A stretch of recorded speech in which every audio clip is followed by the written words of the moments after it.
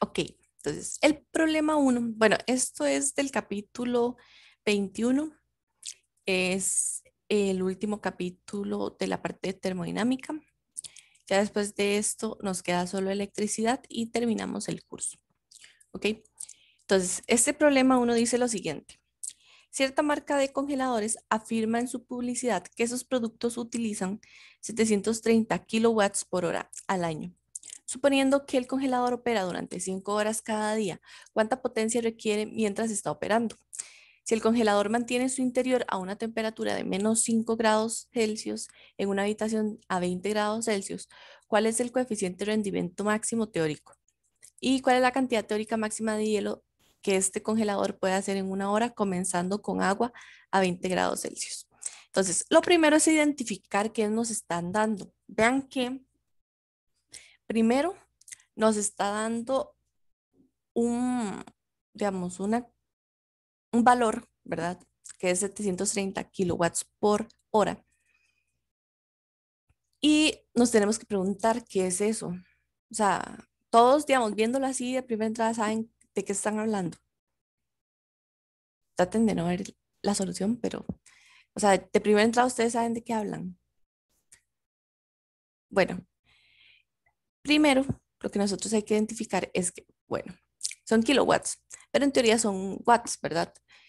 Generalmente el watt se define como joule entre unidad de tiempo, ¿verdad? Ahora vean, es kilowatts por unidad de tiempo, que es hora. Entonces, ¿qué quiere decir intrínsecamente, digamos, ese valor? Que es un valor de ya sea trabajo o calor, o sea, un valor de energía, ¿ok? Porque si yo voy descomponiendo, ¿verdad? Esto sería, por ejemplo, watts, por ejemplo, y eso está multiplicado por, que eso es lo que nos da el enunciado. Entonces, en teoría, bueno, ahí puse mal como una conversión, pero en teoría es eso, digamos, de, que es unidades de watts o kilowatts, ¿verdad? Por una unidad de tiempo. Entonces, eh, esos son valores de energía, ¿ok? Ahora, dice, el congelador opera durante 5 horas cada día. Entonces, lo que tenemos que convertir primero es digamos, ese tiempo a ya sea horas, segundos, etcétera, ¿ok? En el caso del problema, para no ponernos a hacer mucha conversión, lo que podemos hacer es convertir esas 5 horas por día a horas. ¿Para qué? Para que después esas horas se me cancelen con las horas del 730 kilowatts por hora. Entonces, para ese congelador, yo voy a convertir, o más bien lo voy a multiplicar por 365 días, que eso es lo que usualmente trabaja un congelador, ¿verdad? Como por año. Entonces, hago esa conversión para tener el valor en horas. Y lo que hago es sacar la potencia, porque eso es lo que me está preguntando en la primera parte. Recuerden que la potencia se definía así. Entonces, este es el trabajo, ¿verdad? Y esta es el tiempo. Entonces me da que es 0.4 kilowatts, que es igual a 400 watts. Vean que es bastante sencillo el cálculo. Lo único es que, digamos, tal vez lo que los hubiera confundido al inicio es esas unidades, ¿verdad? Porque no son usuales al trabajar. Cuando hablamos, por ejemplo, perdón, de energía, de trabajo, etcétera. Ok. La segunda dice, si el congelador mantiene su interior a una temperatura de menos 5 grados Celsius en una habitación a 20 grados Celsius, ¿cuál es el coeficiente de rendimiento máximo? Entonces, en este caso lo que vamos a utilizar es este que se llama COP en modo de enfriamiento. Es como una eficiencia máxima para refrigeradores. ¿Ok? Em, Eso viene después de la explicación de la eficiencia de Carnot. ¿Ok? Ahí pueden encontrar la fórmula. Entonces, vean que la fórmula es la temperatura en el reservorio frío, que se denota con un sub C por cold. Después, la temperatura en el reservorio caliente, que se denota con H por hot. Y menos la temperatura en el reservorio frío, o la temperatura más fría, digamos. Entonces, lo que hago es sustituir los valores eh, por las temperaturas en Kelvin. Les repito, esto va a pasar otra vez. Yo tengo que utilizar temperaturas en Kelvin. Si ustedes utilizaran las temperaturas en Celsius, van a ver que cambia. Y de hecho les va a dar una eficiencia o un COPTIA muy alto. Entonces, siempre tienen que utilizar temperaturas en Kelvin. ¿Ok? Eso como ya lo veníamos hablando. Ahora dice, ¿cuál es la cantidad teórica máxima de hielo del congelador que puede hacer en una hora? Comenzando con agua a 20 grados Celsius. Entonces, esto lo que vamos a hacer es calcularlo. ¿Cómo calculamos digamos, la masa en los capítulos anteriores? Vean que estos capítulos, como ya les había dicho y mencionado, lo que vamos haciendo es agarrando conceptos nuevos y utilizando también conceptos que ya hemos visto en capítulos anteriores. ¿Ok? Ahora, primero, tengo que averiguar el trabajo efectuado en una hora, ¿verdad? Para poder calcular el hielo.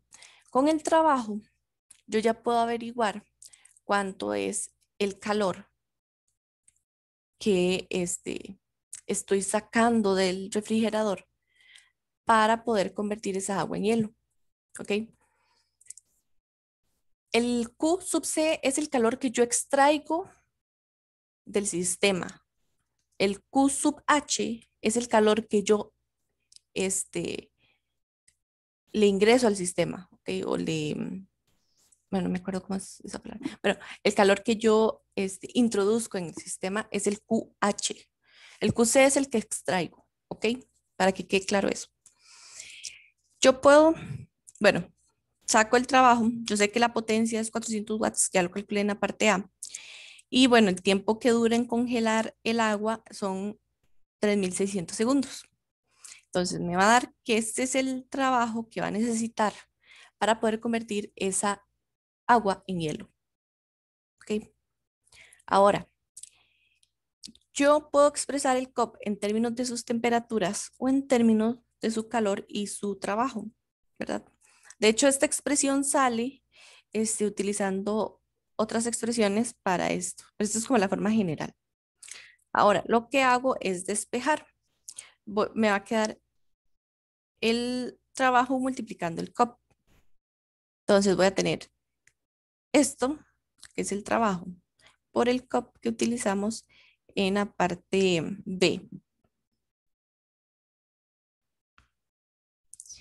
Y me va a dar que el calor extraído para poder convertir el agua a hielo es de esto. ¿Dónde está? Ok.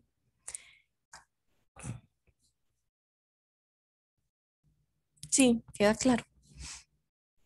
Aquí los conceptos un poco más complicados es establecer cuál es el calor que se está extrayendo, cuál es el calor que se está introduciendo al sistema, quién está ejerciendo trabajo, a quién le están ejerciendo trabajo y no olvidarse de que las temperaturas siempre utilizarlas en Kelvin. ¿Ok? Ok, el problema 2 dice, un tanque de gas de 10 litros que contiene 3.2 moles de hielo gaseoso ideal a 20 grados Celsius se coloca dentro de una campana aislada completamente vacía de 35 litros. Un pequeño agujero en el tanque permite el helio fugarse dentro de la campana hasta que el gas alcanza un estado de equilibrio final, después de lo cual no hay fuga. ¿Cuál es el cambio de entropía de este sistema debido a la fuga del gas? El proceso es reversible o irreversible. Ok. Entonces, primero, vean que no nos habla de hecho, como que hubo un cambio de temperatura. Nada más nos dice que el helio gaseoso estaba a 20 grados Celsius y pasó de 10 litros a 35 litros. ¿Ok? Entonces, para una expansión isotérmica, el cambio de energía interna es igual a cero. Este cambio de energía interna es como para procesos cíclicos, ¿verdad? También vimos que el cambio de energía interna es igual a cero. Ahora, recuerden que la ecuación es que el cambio de energía interna es igual al calor más el trabajo. Esta es la convención del Serway y esa es la convención que vamos a utilizar. Entonces, para que tengan cuidado y no utilicen otras convenciones. ¿Ok? Vamos a utilizar la del Serway. Entonces, si despejo el calor, ¿por qué estoy despejando yo el calor? Porque la entropía depende del calor. Entonces, por eso es que necesito averiguarlo. Ahora, vean que de hecho yo puedo averiguar el trabajo para un proceso isotérmico, que yo tenía que es que el trabajo es nRT logaritmo del volumen inicial entre el volumen final. Entonces, vean que tengo volumen inicial, tengo volumen final, tengo temperatura y tengo la cantidad de moles. En este caso, para los volúmenes, yo puedo utilizar digamos, los valores de litros. ¿Por qué? Porque no sé si ustedes me entienden cuando yo les digo que una unidad es lineal o no. Digamos, en este caso, cuando ustedes hacen la conversión, ustedes multiplican por un valor para cambiar, por ejemplo, litros a metro cúbico. Como es una multiplicación, ¿verdad? Y tenemos el mismo factor arriba y abajo, se me cancelan.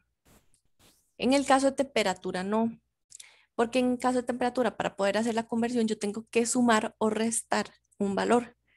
Y recuerdan que ustedes no pueden, por ejemplo, cancelar una suma si tienen 27 más 273 y abajo tiene 20 más 273, ustedes no pueden cancelar el más 273, ¿verdad? Matemáticamente.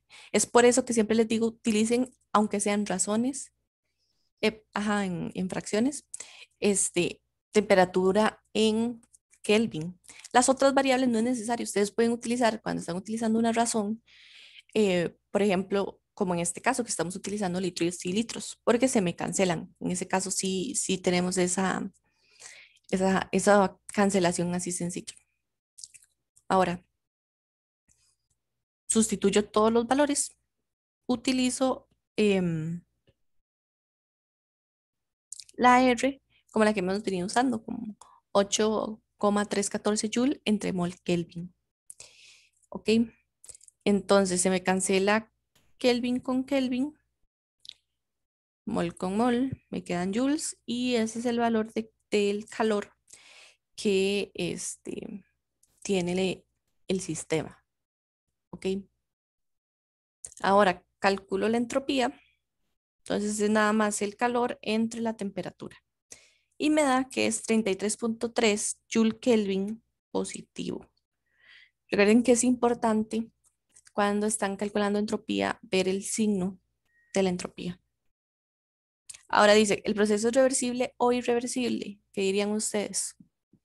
Viendo el valor de entropía.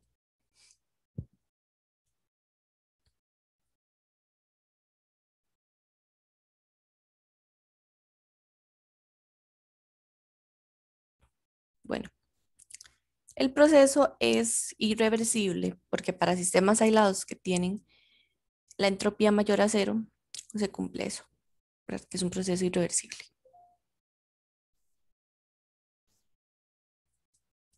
Ahora, el problema 3 dice, un motor de Carnot de 500 watts opera entre depósitos de temperatura constante a 100 grados Celsius y 60 grados Celsius. ¿Cuál es el ritmo al que el motor absorbe energía en forma de calor? ¿Y cuál es el ritmo al que el motor la extrae en forma de calor?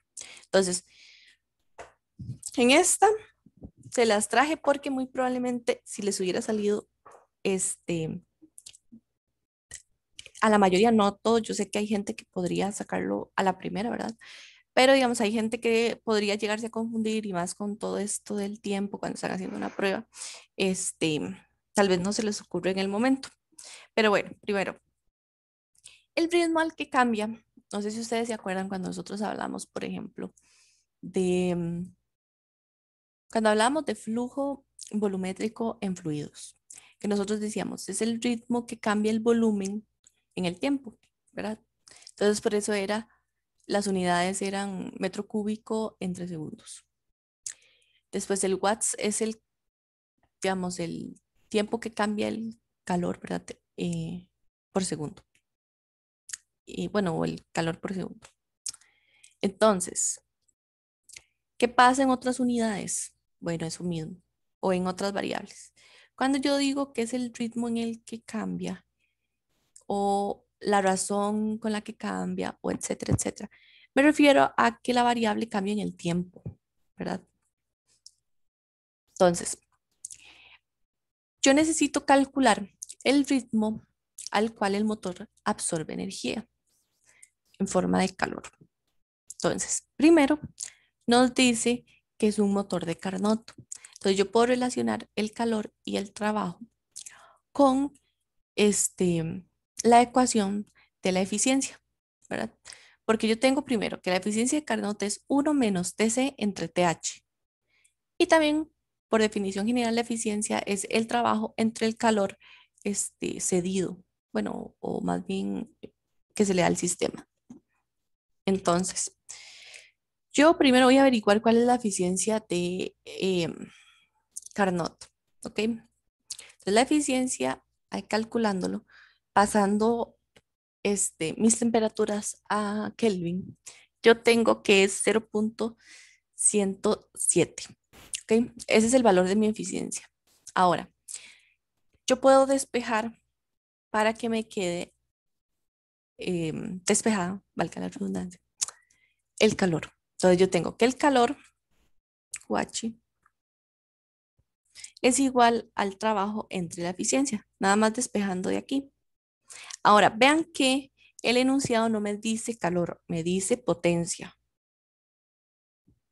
¿Ok? Entonces yo digo, ¿cómo puedo convertir esa em, expresión en términos de potencia? Bueno, divido ambos lados por el delta T. Y vean, ya me sale esto, que es la razón de cambio del motor como absorbe energía en forma de calor, ¿verdad? Y vean que esto ya se me convierte en potencia. Entonces, si sustituyo los valores, me da que es 4.673 joules entre segundo o 4.673 watts. ¿Ok? A veces esto es lo que hay que hacer con los problemas, ir como jugando, digamos, con lo que ustedes ya entienden de teoría, con las ecuaciones para poder llegar a la respuesta que les pide el problema. Y después dice, ¿cuál es el ritmo al que el motor la extrae en forma de calor? Entonces, en la otra, cómo absorbía es que se le está brindando calor al sistema. Entonces era el QH, que fue el que calculamos. QH entre delta T, ¿verdad? Ahora, para el siguiente, lo que necesitamos averiguar es el QC, que es lo que se le está extrayendo al sistema. Entonces, yo recuerdo que el trabajo es igual al calor que absorbe menos el calor que se extrae. Entonces hago lo mismo, divido toda la expresión por un delta T y despejo la expresión. Entonces yo tengo que esto es esto que calculamos anteriormente y esto era lo que nos daba el enunciado, 500 watts o 500 joules entre segundo. Y eso es igual a 4.173 joules entre segundo. Entonces ese es el cambio que está teniendo el calor, ¿verdad? Eh, el calor que se extrae. ¿Tienen dudas con respecto a esta?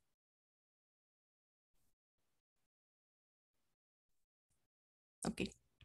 Y la última dice, un refrigerador de Carnot extrae 35 kilojoules como calor durante cada ciclo, operando con un coeficiente de eficiencia de 4.6.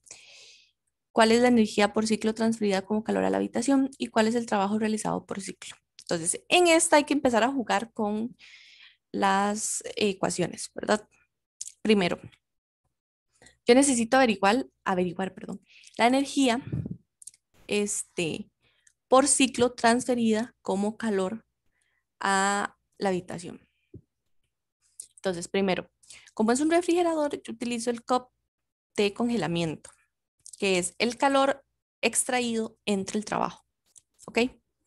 Ahora, yo tengo que ir trabajando esto porque primero necesito averiguar el calor este, transferido al sistema, o sea, el QH. Pero vean que mi cup no depende del QH, entonces voy a tener que ir manejando el, la expresión para terminar en términos, para tenerlo en términos de QH. Entonces lo que hago es plantear el trabajo en términos de los calores, despejo el QC para sustituirlo en la expresión del COP, ¿verdad? Y después despejo QH. Pero vean que yo termino teniendo la expresión en términos del trabajo, pero yo no tengo el trabajo, sino que yo lo que tengo es el valor del calor extraído. Entonces lo que hago es que sustituyo esto de la expresión que está aquí arriba. Y ya me queda todo en términos que ya conozco, que son el calor extraído, el coeficiente de congelamiento, ¿verdad? De la máquina. Y esto también, ¿ok? Entonces al final me queda que el calor transferido es 42.6 kilojoules. Tiene sentido que sea mayor, ¿verdad? Porque recuerden que el calor este, transferido al sistema en su mayoría tiende a ser mayor al extraído, ¿ok? Y después lo que calculo es el trabajo. Y el trabajo ya lo puedo calcular fácilmente porque ya tengo el valor de QC, que era 35 kilojoules, y el del COP, que era 4.6. Y me da que es 761 kilojoules. ¿Ok?